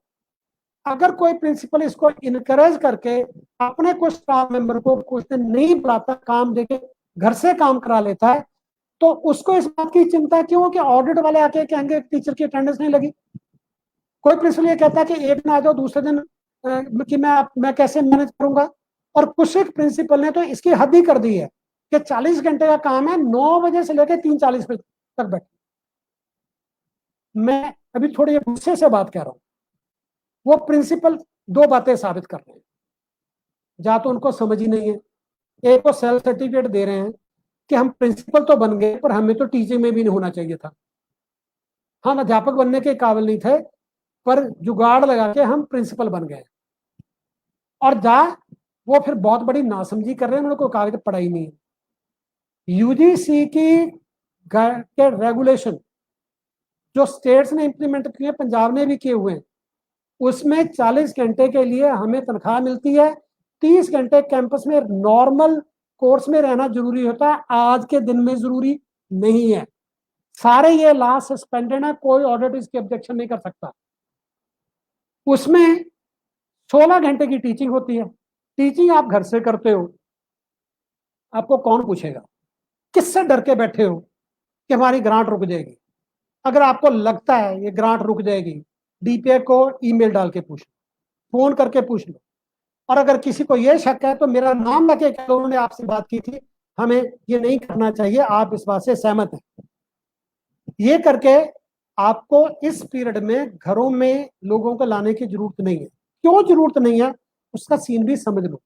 जो पूरे हिंदुस्तान में है उससे पंजाब, हरियाणा, चंडीगढ़ में पोजीशन कहीं बेहतर है। मैं मानता हूं उनसे हमारी पोजीशन बेहतर है। हमारे केसेस उतने नहीं हुए पर हमारे केसेस बड़ी तेजी से बढ़े हैं। और इसमें अगर आप इर्द गिर्द नजर डाल के देखोगे तो आपको ये बात समझ आ जाएगी कि हिंदुस्तान के बहुत हिस्से में बहुत कुछ बुरा चल रहा है, जिसको अखबार भी शायद हाईलाइट नहीं कर रहे हैं, सरकारें तो करना चाहेंगी नहीं। उन्होंने लोगों का कुछ मोरल भी बूस्ट करना होता है, और उस लोगों को, उनको लोगों को भी नहीं कह रहे जो सामाजिक तौर पे चलते हुए बहुत बड़ी गलतियां कर रहे हैं, बहुत बड़ी गलती कर रहे हैं, हमें भी गए। मैं आज की आपको बताता हूँ, चंडीगढ़ में पीजीआई में कल शाम तक, एग्जैक्ट इंफॉर्मेशन मैं बता रहा हूँ, आईसीयू में एक भी बेड खाली नहीं है। मोहाली के किसी भी हॉस्पिटल में लेवल 3 का एक भी बेड खाली नहीं है। राजेंद्रा हॉस्पिटल पटियाला में एक भी बेड खाली नहीं है। लुधियाना में यही पोजीशन है। और आज के आप अखबार उठा के पढ़ोगे तो कोई किसी पेशेंट को पट्टी से तरन से जब तक अमृतसर में लेके गए उसकी मौत होगी। हालात ऐसे बने हुए हैं कि अस्पताल में जाके ऐसे लोगों के बुरे एक्सपीरियंस हो रहे हैं कि जिसको हो भी आता है वो बताना नहीं चाह रहा कि मैं वहां जाके फंस ना जाऊं, मेरा वहां कोई अटेंड नहीं करेगा। डॉक्टर प्रविंदर कम्बोज के साथ क्या हुआ? रात को 11 बजे से 5:30 के बीच उनके पास कोई भी नहीं था, किसी ने उनका बीपी भी चेक नहीं किया। 4 दिन में उस आदमी की जान जाती रही। अब उसका पूरा जो दुख है वो जा फैमिली ही असल में देखेगी, जब दोस्त इनको बुरा लगा वो देख रहे हैं। उस तरीके की सिचुएशन में कहीं भी हॉस्पिटल बेड अवेलेबल नहीं है। खुदा ना खास्ता किसी अध्यापक को या किसी बच्चे को ये मुश्किल आ जाती है तो क्या करेंगे? अगर आपकी गलती से किसी की ये दुर्दशा हो जाती है तो आपके मन पर क्या बोझ नहीं आएगा? किस बात से डर रहे हैं? अगर डर रहे हैं तो हम सामना कर लेंगे। हर टीचर ऑर्गेनाइजेशन स्किल कॉम्पिटेंट है, अगर इस पर कोई सरकार की तरफ से किंतु परंतु आएगा। मुझे कुछ दोस्तों ने कहा डिस्ट्रिक्ट मैजिस्ट्रेट को कंप्लेंट कर दो। मैं इसलिए नहीं डिस्ट्रिक्ट मैजिस्ट्रेट को कंप्लेंट की कि आप लोग समझो, अजय अच्छा लगेगा कि कोई एसडीएम आके प्रिंसिपल को कहा आप ये गलत कर रहे हो, आपको इस बात की समझ नहीं आती। मैं बड़े साफ लफ्जों में कह रहा हूं, नेशनल डिजास्टर मैनेजमेंट एक्ट के जो मैंने 2 चीजें आपको पढ़ के बताई हैं, या वेबसाइट पे चेक कर लो, हर स्टेट पर ये बाइंडिंग है। इसलिए आपको ऐसा कुछ भी करने की जरूरत नहीं है। आप बड़े आराम से वर्क फ्रॉम होम कर सकते हो। कुछ कॉलेज बड़ा अच्छा कर रहे हैं। आप इस बात की तैयारी करो कि ऑनलाइन टीचिंग के लिए क्या करना है। उसके लिए आपको प्लेटफॉर्म तय करने हैं। टीचर को ये मत कहो कि आप जो जूम या उसका जो भी खर्चा वो अपनी जेब से करो। इस बात की एक सिंपल सी इकोनॉमिक्स है, अगर आप कॉलेज के तौर पे लोगे कि पर टीचर जो आपका खर्चा वो कहीं कम पड़ेगा। बच्चों से फीस आप ले रहे हो, खर्चा टीचर पर डाल रहे हो, ये सही नहीं है। अब आपके बिजली पानी के खर्चे कॉलेज में बच जाने हैं, उतना ही खर्चा उस एप्लीकेशन को लेके आप बच्चों की पढ़ाई पे खर्चो। पढ़ाई पे खर्चोगे तो फीस लेने के हकदार हो गए, आपके कॉलेज चलेंगे। और साल भर में अगर पोजीशन ठीक हो जाती है तो किसी को कोई मुश्किल नहीं आएगी। आपके जो टीचर सीनियर हैं जिनको कोई हेल्थ के, उनको बिल्कुल मत बुलाओ, उनका काम दूसरों को बांट दो। मैंने अपने कॉलेज में करके देखा, मेरे किसी साथी को बैठने की मुश्किल होती है, कम काउंट बहुत कम था, हमने 3 टीचर में उसकी क्लासें बांट के कर लिया, किसी ने कुछ नहीं कहा, वो ठीक हो गया सब। इसमें हमें कोई हमें मना नहीं करेगा, हम ये काम अच्छे से कर सकते हैं। जो टीचर आपके दूर से ट्रैवल करते हैं, जहां पब्लिक ट्रांसपोर्ट अवेलेबल नहीं है, और जिसको पब्लिक ट्रांसपोर्ट में आना पड़ता है क्योंकि वहां पर भी वो इन्फेक्शन ले सकता है, उसमें ये मुश्किल आ सकती है। मैं अभी आपको एक एग्जांपल देता हूँ। पंजाब यूनिवर्सिटी के केमिस्ट्री डिपार्टमेंट की आज मुझे खबर मिली है कि वहां किसी को कोरोना पॉजिटिव हो गया, पूरा डिपार्टमेंट सील हो गया, बंद हो गया। अब वो बंद किया है तो पूरी उनके जो एम्प्लॉइज हैं उनको उन्हें होम क्वारंटाइन के लिए बोला होगा। अब उन होम क्वारंटाइन में हमारे टीचर्स भी हैं, उन टीचर्स में से कुछ कॉलेज में आके फिजिकल एडमिशन का काम भी करके गए, कमेटी की मीटिंग अटेंड करके गए, सबको चिंता हो गई। और पिछला आप रिकॉर्ड उठा के देखोगे, जिनको होम क्वारंटाइन किया एक्चुअल केसेस से कहीं ज्यादा हुआ। और दूर की बात छोड़ो, पंजाब राजभवन में केस हो गए, principal secretary to Punjab governor वो पॉजिटिव हो गए। चंडीगढ़ एडमिनिस्ट्रेशन के सारे लोग गवर्नर के साथ, गवर्नर बीइंग एडमिनिस्ट्रेटर या चीफ मिनिस्टर तो कोई है नहीं है, वो आल्टरनेट डे पे वार रूम की मीटिंग चलती है उनके कोविड मैनेजमेंट के। ये अखबार में छपा हुआ है कि अब वो ऑफिसर ये कह रहे हैं कि हम इसकी फिजिकल मीटिंग क्यों कर रहे हैं, हम गूगल मीटिंग क्यों नहीं कर लेते वार रूम की। अब उन सबको बचना पड़ रहा है। और वहां पर उन्होंने सारे स्टाफ को 2 दिन में रैपिड टेस्ट करके चेक किया, उनमें से 4 पॉजिटिव केस निकला, सारे एसिम्प्टोमेटिक है। अब 1 मिनट के लिए आप सोचिए कि अगर प्रिंसिपल सेक्रेटरी जिनको ये हुआ, वो उनके सिम्टम 2 दिन और लेट आते, वो और मीटिंग कर चुके होते, और लोगों से हो चुकी होती, और ये टेस्ट भी नहीं होते, तो जो गवर्नर के पूरा स्टाफ ही इन्वॉल्व हो जाता। और उसके साथ पूरा खतरा बना हुआ था कि चंडीगढ़ की पूरी हाई ब्यूरोक्रेसी उसमें फंसी होती और चिंता में होती। जहां कहा हुआ वर्क फ्रॉम होम करो, हाँ काम करने पड़ते हैं, हमको भी कुछ कॉलेज में जाने की जरूरत पड़ती है, कुछ बच्चों को जरूरत पड़ेगी। मेरे पास एक फॉरेन का स्टूडेंट का फोन आया, क्यों नहीं पता नहीं कहाँ से नंबर मिल गया कि ये वो इंग्लैंड से आए, हमने एडमिशन लेना, हमारे तो हर सर्टिफिकेट अलग है, 10 सर्टिफिकेट है, 10 सर्टिफिकेट लोड करने का प्रोविजन नहीं है। तो मैंने कहा आप एक काम करो, एक स्लिप पर टाइप करके कि मेरी ये पोजीशन है, मेरा ये टोटल स्कोर है, मेरा ये यूनिवर्सिटी की इक्वलेंस है, एडमिशन की एप्लीकेशन डाल दो लास्ट डे से पहले, और कॉलेज आके बताओ कि मेरे ये सर्टिफिकेट है, आप देखो इसका क्या करना है। जो बैक हैंड टीम है वो उसको कुछ हैंडल कर लेगी। उस बच्चे को जाना पड़ गया, किसी की फीस का कोई ट्रांसमिशन का नहीं पता लग रहा है, उसको जाना पड़ेगा। कोई बहुत जरूरी मीटिंग है उसके लिए जाना पड़ेगा। आपकी नैक की इंस्पेक्शन पोस्टपोन हो चुकी है, 1 साल एक्सटेंड हो चुकी है, कोई मजबूरी है तो घर से बैठ के कर लो। ये सारे काम करने की जरूरत है। ये आज के तारीख में मैं आपको चंडीगढ़ के हॉस्पिटल की पोजीशन बता रहा हूँ। स्कूल्स काफी हद तक अच्छे तरीके से मैनेज कर चुके हैं। इस बात से बिल्कुल डरने की जरूरत नहीं है कि ग्रांट एडेड में ये हमें कह रखा कि 40 घंटे के लिए काम करना है, उसमें आपको कॉलेज में 5 घंटे हाजिर होना पड़ेगा, इतनी देर हाजिर होना पड़ेगा। साफ कंडीशन है, कॉलेज और स्कूल बंद है। आपने उनको से, और उसके बाद की जो अनलॉक 2 की कंडीशन है उसमें यह कहा था कि जिसकी जरूरत है आप उसको बुला सकते हो। जिसकी जरूरत का मतलब ये नहीं कि 100% बुलाना है। कोई बीएड कॉलेज अगर आज की डेट में बुला के सारे स्टाफ को बैठा है, जिनका ना बीएड फर्स्ट ईयर का एडमिशन हुआ ना एमएड का एडमिशन हुआ, सिर्फ एक क्लास 100 बच्चों की चल रही, वो भी ऑनलाइन चलनी है, तो बड़े अफसोस की बात है, ऐसा होना नहीं चाहिए। और पूछने पर पता लगता है कि उनका प्रिंसिपल का मानना है कि एक किसी एक से मेरी खुंदा, मैं तो सबको टांग के रखूं। जो काम करने वाला वो करो, अगर आप नहीं करोगे तो फिर मैं ये कहूंगा जो टीचर जहां पर प्रेजेंट है, आप हिम्मत करके एक बार समझा लो, नहीं तो डिस्ट्रिक्ट मैजिस्ट्रेट के पास कंप्लेंट करो।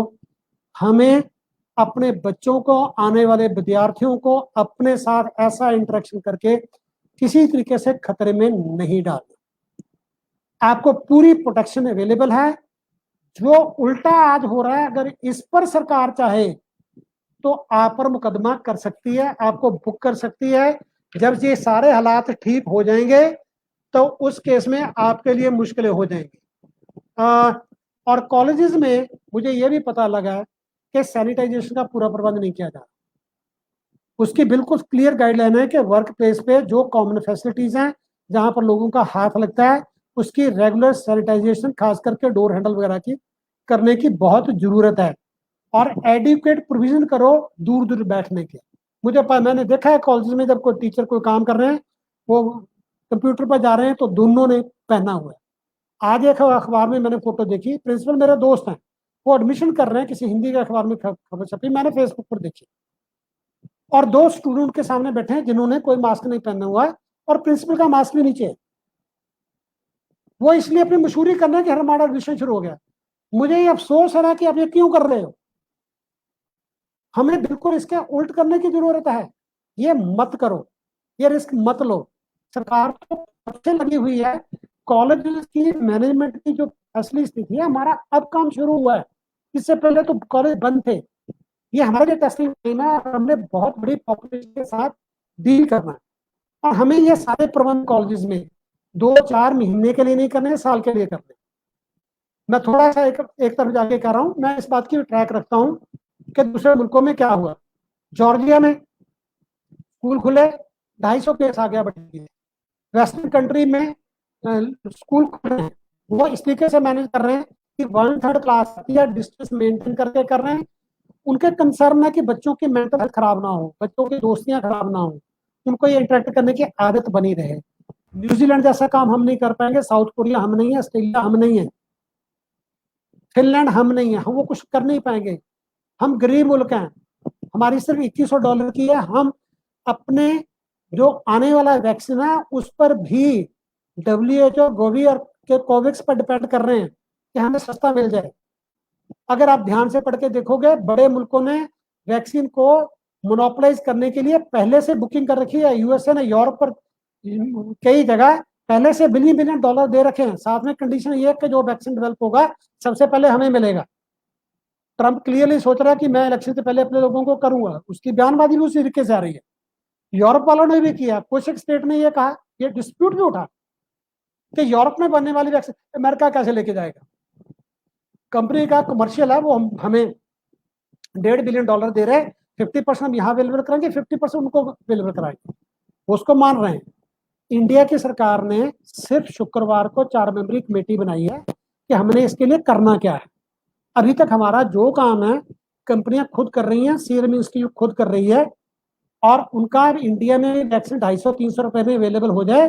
वो WHO के थ्रू बिल गेट फाउंडेशन ने $150 मिलियन दिया है, क्योंकि इंडिया में सबसे ज्यादा वैक्सीन इंडिया में बनता है, और WHO चाहता है कि वो वैक्सीन बांग्लादेश, श्रीलंका, जो और गरीब मुल्क हैं उनको भी अवेलेबल हो जाए, तो कुछ इंडिया को देके बाकी दूसरी जगह लेके जाएंगे। ये कंपनियों से मैंने इकोनॉमी टाइम दूसरे जगह चेक करके बोल रहा हूँ, जिनके एग्रीमेंट इंडिया से बाहर हो गए, वो खाट के हो गए हैं कि उन्होंने ये सप्लाई 6 महीने की यूरोप में कमिट कर दी है। हिंदुस्तान की सरकार ने तो ये भी नहीं किया कि उनको कहा कि ये प्रोडक्शन हमारे होती है, जो भी आप बनाओगे 15% हमारे लिए अवेलेबल रहेगी, 20% हमारे लिए अवेलेबल रहेगी, ताकि जो भी मैन्युफैक्चरिंग हो हम उसको अपने लिए कर लें। उसके लिए 2 जगह सरकार ने जरूर सीड मनी दिया करने के लिए, भारत बायोटेक को दिया और एक और कंपनी को दिया जो कोवैक्स को बनाने की कोशिश कर रहे हैं। इनको अलावा हमारा कोई एग्रीमेंट अभी तक हुआ नहीं, और हम इस मामले में बहुत सी स्टेट से पिछड़े हुए हैं। और दूसरी बात सुन लो, जब तक ये आएगा, इसमें सबसे पहले जो बनेंगे, एफिकेसी अगर थोड़ी भी ठीक निकली तो वो हेल्थ वर्कर होंगे, जो दुनिया की 3% पॉपुलेशन है। अब मिलना भी उनको सबसे पहले चाहिए। अगर डॉक्टर नर्स को वैक्सीन लगा होगा तो हॉस्पिटल में कोई मरीज आएगा, उसको कुछ कॉन्फिडेंस लेवल से संभाल लेगा। जो राजेंद्रा हॉस्पिटल पटियाला में 4 दिन पहले हुआ कि एक पेशेंट ने आके शीशा तोड़ के कहा कि मुझे जरा देख लो, 4 दिन से मुझे किसी ने देखा ही नहीं है, मुझे कोई दवाई नहीं दी। उस तरीके की पोजीशन से बचने के लिए डॉक्टर भी अपनी जोश पे जान बचाए बैठे हैं। इंसान है, उनमें भी हम उनसे क्या कहें, वो अगर उनको वैक्सीन लगा होगा तो फिर वो कॉन्फिडेंस के साथ कम से कम पेशेंट को अटेंड कर लेंगे। जो हमें जगह जगह देखने को मिल रहा है कि पेशेंट गिर के मर गया, ये हो गया, किसी ने लाश नहीं उठाई, वो दर्दनाक सीन तो कम से कम करने के लिए सबसे पहले हेल्थ वर्कर को मिलेगा। उसके बाद जो दूसरा ट्रांच आएगा वो किसको मिलेगा? ज्यादा एक्सपर्ट कह रहे हैं कि अगर वैक्सीन बन भी गया 1.5 से 2 साल सारी पॉपुलेशन को करने में लगेंगे। हमारी तो पॉपुलेशन ही बहुत बड़ी है, 250 रुपए भी देना शुरू किया तो गवर्नमेंट ऑफ इंडिया को कमिट करना पड़ेगा। इस सीन में ये बात साफ नजर आ रही है कि ये सेशन ऑनलाइन ही चलेगा। उसमें जब बच्चों से हम फीस ले रहे हैं, अपने प्रिंसिपल से कहो कि प्लेटफॉर्म क्रिएट करो, कॉलेज प्लेटफॉर्म खरीदें, कोई ज्यादा खर्चा नहीं आने वाला, कॉलेज को 2-3 लाख का खर्चा पड़ेगा, और वर्क फ्रॉम होम करने दो, टीचर्स को करने दो, खास करके उन टीचर को जरूर करने दो जिन्होंने 20-30 किलोमीटर से ट्रैवल करके आना है, जिनके पास कन्वीनियंस नहीं है। मेरे पास बड़ी डायरेक्ट इंफॉर्मेशन, बहुत सी लेडीज गाड़ी नहीं चलाती हैं, बसों में ट्रैवल करने से डरती हैं कि घर में उनका 2 साल का बच्चा है, डरती है कि भीड़ में जाके उनका ये कोरोना ना हो जाए, लेके ना आ जाए। ये सारे डर बिल्कुल वाजिब हैं, उनको एड्रेस करने का प्रिंसिपल के बाद बिल्कुल हाथ उसके मजबूत हैं कि मैंने उनको वर्क फ्रॉम होम करने दिया। किसी अटेंडेंस की जरूरत नहीं है। किसी को शक है तो 29 जुलाई की आप पढ़ लो। किसी को बिना चिंता किए सही काम करने की जरूरत है। स्टूडेंट को कॉलेज में कम से कम बुलाओ और उनको पढ़ाने के लिए जो टेक्नोलॉजी की सपोर्ट चाहिए वो करो। किसी से आपके अध्यापक से या नॉन टीचिंग से नाराजगी है, ये नाराजगी करने का, गुस्सा निकालने का वक्त नहीं है। उनके लिए तनख्वाह के लिए प्रबंध करो, और जिनको तनख्वाह नहीं दे पा रहे उनको मजबूर मत करो कॉलेज आने के। ये सारी बातें थी जो मुझे लगा कि अगर मैं पोस्ट के तौर पे डालूंगा तो ये सही नहीं होगा। हो सकता है कि कुछ प्रिंसिपल साथ में इसमें आए हों, कुछ ना आए हों। मेरी टीचर रिप्रेजेंटेटिव से एक तरह की विनती है, जो मैंने आज कहा, मुझे लगता है कि जो फेसबुक पर हम लाइव होके करते हैं ये अवेलेबल भी रहता है, इसको भी आप दिखा सकते हो, या मेरा नाम लेके इसका रेफरेंस देके आप बात कर लो कि ये करो। और 29 जुलाई 2020 की जो गवर्नमेंट ऑफ इंडिया की गाइडलाइंस दे दो उनको। सिर्फ एक बात कहो, किसी DPI, DO, कॉलेज की मैनेजमेंट, किसी वाइस चांसलर की चिट्ठी की जरूरत नहीं है। सब इन डायरेक्शन से बधे हुए हैं। ये नेशनल एक्ट है, पूरे हिंदुस्तान में लागू है, इसके उल्लंघना की सजा है, इसको मानने का कोई दंड नहीं है। ये कह के मैं अपनी बात खत्म करता हूँ। मैं उम्मीद करता हूँ कि आप अपने कॉलेज में इसकी बात करोगे। जो प्रिंसिपल है उनसे मेरी हाथ जोड़ के विनती है, अपनी मैनेजमेंट अगर आपको पूछती है ऐसा क्यों नहीं कर रहे, उनको ये समझाओ। ऐसी सिचुएशन मत क्रिएट करना कि किसी टीचर को या टीचर को डिस्ट्रिक्ट मैजिस्ट्रेट को कंप्लेंट करनी पड़े कि मेरे कॉलेज में ये हो रहा है और उसकी वजह से ये हो गया। मेरे पास जिन कॉलेज के डायरेक्ट नाम हैं, मैं किसी का नाम नहीं ले रहा हूँ, और ज्यादातर मेरे उनके साथ अच्छे संबंध हैं। मैं सीधे उनको नहीं कहना चाहता था, आप लोगों को समझने की जरूरत है।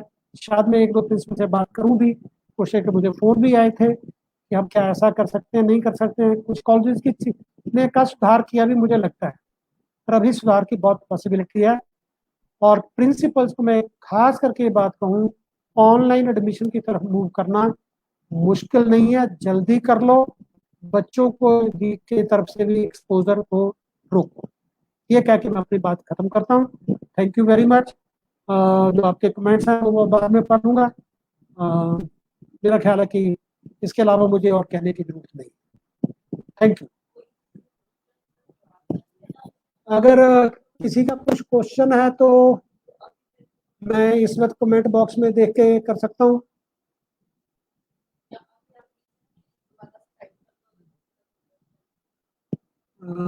मुझे लगता है कुछ ऐसे सवाल नहीं है, और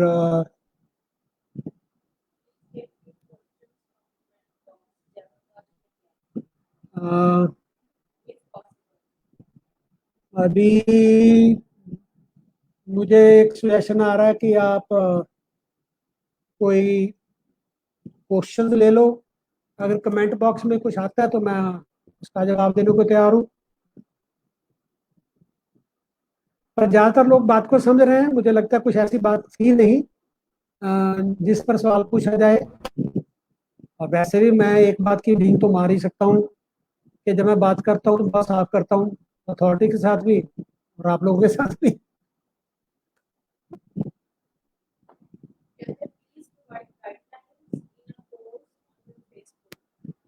अ, ये कर देते हैं। मैंने पढ़ लिया, जो गाइडलाइंस है वो पोस्ट कर देंगे। वैसे आपको देखने की जरूरत नहीं है, एमएचए की गाइडलाइंस डाउनलोड करके उनको दिखा दो। प्रिंसिपल की ज्यादा तसल्ली हो जाएगी कि मैंने नहीं भेजी है, आपने फेसबुक से नहीं ली है, गवर्नमेंट मीडिया की साइट से ली है, तो वो और भी ज्यादा अच्छा होगा। और कोई सवाल पूछना चाहता था? गुरु नानक देव यूनिवर्सिटी का सर्कुलर की बात आई है। मैं आपसे फिर एक बात करता हूँ, यूनिवर्सिटी के किसी भी सर्कुलर की इंतजार करने की जरूरत नहीं है। ये गवर्नमेंट ऑफ इंडिया की एक इमरजेंसी गाइडलाइंस है जो सब पर लागू है, और इसको मैनेज करने की जिम्मेदारी Guru Nanak university vice chancellor या रजिस्ट्रार की नहीं है, आपके डिस्ट्रिक्ट मैजिस्ट्रेट की है। अगर आपको मुश्किल आती है तो डिस्ट्रिक्ट मैजिस्ट्रेट को मेल करके आप कह सकते हो कि इन गाइडलाइंस का यहाँ पर उल्लंघन हो रहा है, उनको इसका नोटिस लेना पड़ेगा। हमें किसी वाइस चांसलर के भागने की जरूरत नहीं है। इसका अगर आप ये गाइडलाइंस पढ़ोगे, इसमें जो जिम्मेदारी है वो स्टेट सेक्रेटरी के पास नहीं है, डिस्ट्रिक्ट मजिस्ट्रेट के पास है, क्योंकि तो ज्यादातर ऐसी बातें उन्हीं पर होती है। मुझे नहीं पता है कि गुरु यूनिवर्सिटी ने इस पर कोई सर्कुलर निकाला कि नहीं निकाला, कोई ये भी सोच के नहीं निकाल रहे हैं, क्योंकि ये नेशनल डिजास्टर मैनेजमेंट एक्ट है, इसकी गाइडलाइन गवर्नमेंट की तरफ से इशू हुई है और उन्हें सेपरेटली इशू करने की जरूरत नहीं है। हो सकता है इसलिए भी ना निकाले। अगर कॉलेज प्रिंसिपल नहीं सुनते, एक दो दिन बात करके देखो, नहीं तो फिर डिस्ट्रिक्ट मैजिस्ट्रेट के पास कंप्लेंट डालो, नहीं तो इस गाइडलाइन की कॉपी जो मैंने आपको बोली है उसको अंडरलाइन करके उनके सामने रख दो, उसके एंड में उसके पेनल्टी क्लॉज है वो उनको पढ़ा दो। मुझे पता है Ravi, I understand Ravi, my friend Ravi from Tamil Nadu. I really understand this is situation all over India. Ravi, I'm sorry that I could not speak in English because most of the people are from North. But you are a very intelligent person, you are an experienced person.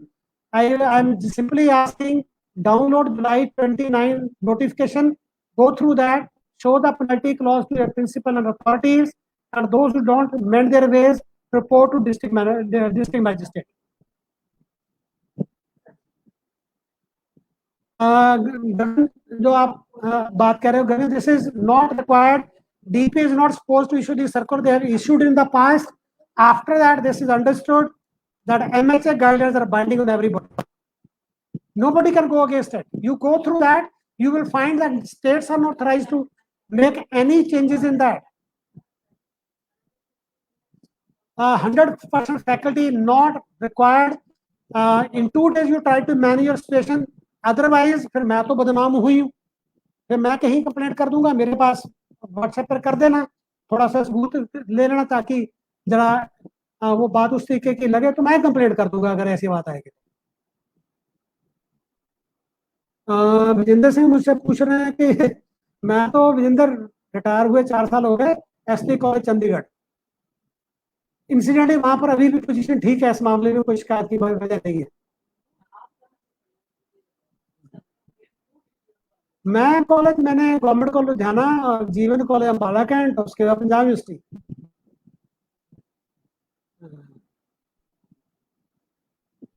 और किसी का कोई question?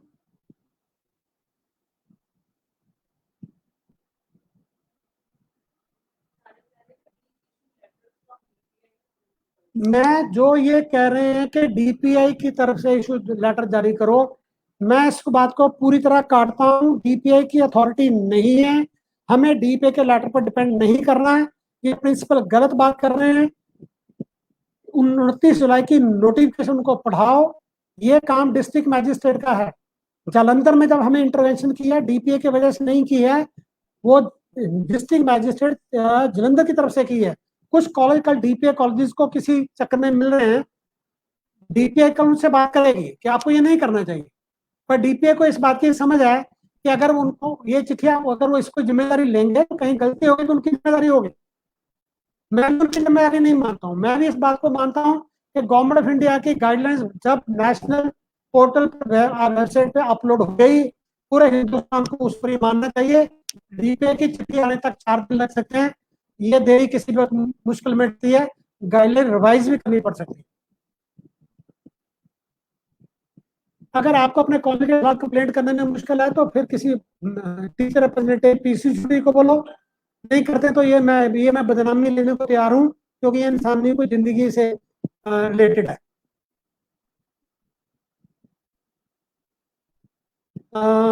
एक किसी का comment है, वहां पर मैं फोन पर बात कर लूंगा जयप्रकाश के, क्योंकि वो उनके प्रिंसिपल मेरे पुराने कुलीग हैं। मैं उनको कह दूंगा कि ऐसा नहीं होना चाहिए।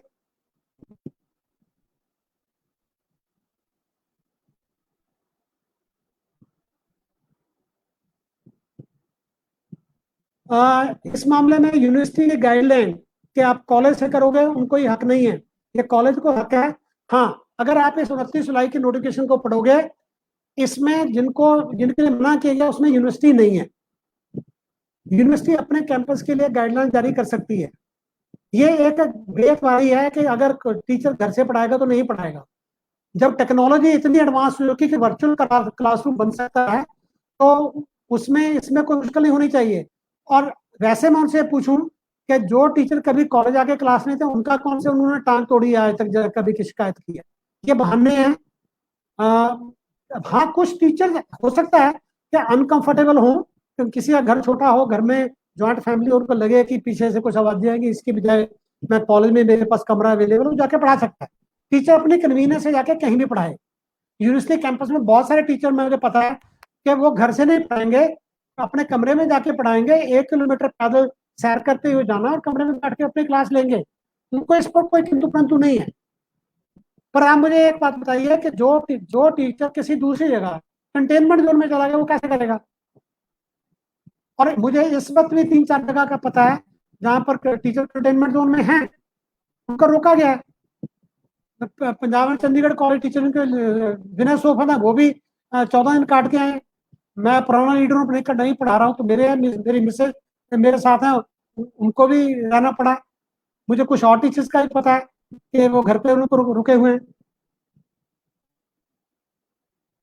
जो गुरु नानक देव यूनिवर्सिटी की ये लेटर है, सुखदेव सिंह रंधावा को बोलो तो उनको इन गाइडलाइंस का ध्यान देके बोले कि ये डायरेक्शन आप नहीं दे सकते, ये डिस्ट्रिक्ट मैजिस्ट्रेट की गाइडलाइंस है। और अगर आप ये हमें करोगे, इसके लिए कंपेल करोगे, तो हम आपकी कंप्लेंट करेंगे। फिर उसके बाद देखो क्या कहते हैं।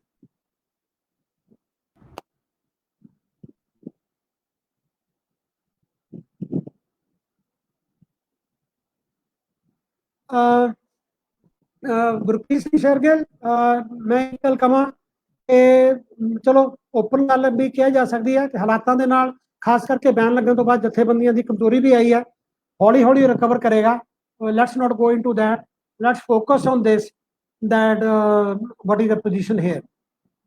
If Guru Nanak Dev University, despite that, this does not move according to that, you just need to bring it to the notice of the district magistrate or Mr. District Magistrate of your area.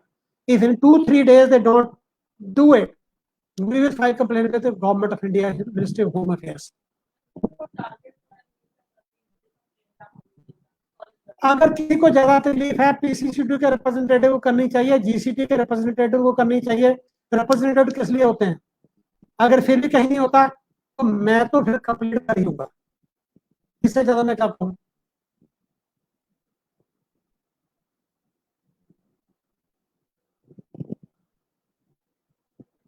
हाँ, जयप्रकाश, तुम ये कह रहे हो, लुधियाना में 2-3 colleges की report बहुत बुरी है, मुझे भी उसका पता लगा है। बहुत अफसोस की बात है। अगर मेरा बस चले तो मैं तो उनको कॉलेज के किसी भी तरीके से एडमिनिस्ट्रेशन जोड़ने में हूँ। हाँ जी, D V Yadav, I think D V Yadav is happy with me. और किसी का कोई क्वेश्चन? चलो, मैं समझता हूँ कि काफी लंबी बातचीत हो गई। Thank you very much, and now we can go off. Thank you, thank you very much. Okay.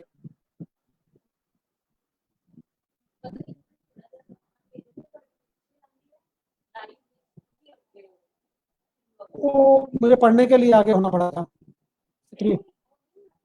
अच्छा। हाँ,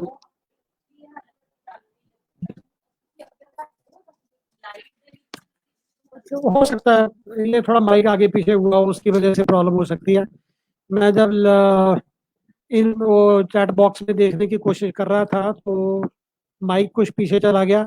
हो सकता है कुछ लोगों को मेरी बात समझ ना आई हो, पर अगर कोई पूछना है तो भी पूछ सकते हैं। हाँ, ये जो बात अमनदीप बात रेज कर रहे हो ये बहुत इम्पोर्टेंट मुद्दा है। जो स्क्रीन टाइम है वो कम करने की जरूरत है, स्टूडेंट्स के लिए, टीचर्स के लिए भी। और इसमें मैं इस बात से खुश हूँ कि स्कूलों ने इसका कुछ प्रबंध ठीक किया है कि उन्होंने क्लासें क्लासें कैसे स्टैगर करनी है। यूनिवर्सिटी इस मामले में कुछ काम बढ़िया करती नजर नहीं आ रही। और जो कनेक्टिविटी का इशू है रूल साइड में, वो बिल्कुल सही है। और हम तो उस मुल्क के वासी हैं जहाँ काम चलो काम चलता है। कहीं ना कहीं किसी तरीके से जितना कर सकते कर लो। हम उस देश में भी नहीं है कि किसी भी बच्चे को हमने पीछे नहीं छोड़ना, इसलिए सबका प्रबंध किए बगैर हम ऐसा कुछ नहीं करेंगे, ऐसा नहीं है। अम, जो आप गुरु यूनिवर्सिटी के सरुके की बात कर रहे हो, मेरे मैं देख रहा हूँ कि कुछ टीचर एक्टिविस्ट जो टीचर लीडर हैं वो उनके कमेंट भी मुझे नजर आ रहे हैं। मुझे पता उन्होंने नोट कर लिया होगा और वो उस पर कुछ ना कुछ जरूर कार्रवाई करेंगे। अम, अ, ये ये सुप्रीम कोर्ट का रेफरेंस दे रहे हैं। ये उन्होंने क्लैरिफाई करने के लिए कहा कि disaster management act override UGC notification. ये बिल्कुल ठीक है। मुझे लगता है ये तो उसी दिन एक्सप्लेन हो जाना चाहिए था। इमरजेंसी इज इमरजेंसी, इमरजेंसी में नॉर्मल चीज कुछ भी जो है वो बरकरार नहीं रहती है। और यूजीसी में तो एग्जाम लेने की बात ही पर एक मुद्दा चल रहा है। और अगर डिजास्टर मैनेजमेंट एक्ट में होम मिनिस्ट्री ये इशू कर दे कि हमने एग्जाम नहीं करने हैं तो एग्जाम नहीं होंगे। और मुझे लगता है कि सुप्रीम कोर्ट उसमें शायद गवर्नमेंट ऑफ इंडिया को इशारा कर रही है कि जो यूजीसी और एमएचए दोनों को सेम पेज पर आने की जरूरत है। और मैंने ये न्यूज़ ये पढ़ी नहीं थी, शायद आज की ही डेवलपमेंट है। पर इसमें ऐसा मुझे लगता है कि दोनों इकट्ठे एक फोरम पर आ जाएंगे। पर यूजीसी की बात से मैं सहमत नहीं हूँ, क्योंकि मैं ये मानता हूँ कि जहाँ प्रोफेशनल एग्जाम है, जैसे एमबीबीएस का है, एमडी का है, वहाँ पर एग्जाम जरूर होना चाहिए। उस तरीके के जो छोटे नंबर के एग्जाम है जहाँ स्टूडेंट की गिनती कम है, कोई ना कोई एग्जाम स्टैगर्ड वे में करके जरूर होना चाहिए। हम किसी को अधूरा डॉक्टर बना के नहीं भेज सकते हैं। पर कॉलेज में सबसे ज्यादा नंबर बीए का है और बीए के बहुत सारे स्टूडेंट्स ने डिग्री करने के बाद आगे पढ़ाई भी नहीं करनी होती, बहुत बड़ा ड्रॉप आउट होता है। अगर वो भी उनको भी हम सिस्टम में से निकलने दें कि तुम लोगों को डिग्री दे देंगे, तभी मैं मानता हूं कि 20-25% से ज्यादा लोग नहीं आएंगे। और उस गिनती के लिए हो सकता है स्टैगर्ड वे में एडमिशन करना और एग्जाम करना भी मुमकिन हो। पर जब तक आप कहोगे सबने करना है तो कोई भी वाइस चांसलर या कोई भी यूनिवर्सिटी उसमें क्या कर पाएगी। उसका हमें इंतजार करना पड़ेगा कि सुप्रीम कोर्ट इस पर क्या फैसला करती है। मैं वैसे आपसे शेयर कर सकता हूँ, मैं एक बार आगरा यूनिवर्सिटी की किसी इंस्पेक्शन में गया था। वहाँ 2 साल पुराने एग्जाम अभी चल रहे थे। वहाँ रूटीन में भी एग्जाम इतने लेट हो जाते हैं। तो अगर इस साल लेट हो जाएंगे तो कोई ऐसा पहाड़ नहीं गिरने वाला।